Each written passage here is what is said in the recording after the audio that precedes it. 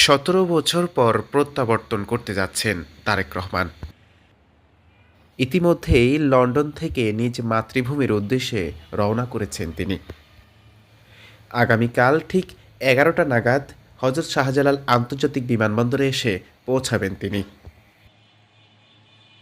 তার দেশে প্রত্যাবর্তন উপলক্ষে তার জন্য বাসভবন ও দলীয় অফিস প্রস্তুত করেছে বিএনপি। গুলশান অ্যাভিনিউর 196 নম্বর বাসায় উঠবেন বিএনপির ভারপ্রাপ্ত চেয়ারম্যান তারেক রহমান।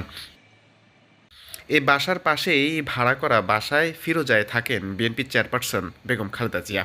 একই সঙ্গে গুলশান চেয়ারপারসনের কার্যালয়ে তারেক রহমানের জন্য আলাদা চেম্বার তৈরি করা হয়েছে।